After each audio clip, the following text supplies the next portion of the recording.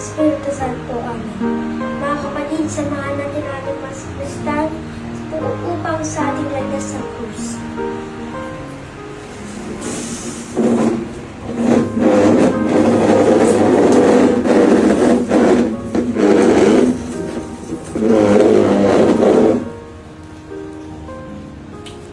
Unang landas. Sinabi kay Jesus na papatayin, ipapako siya sa krus.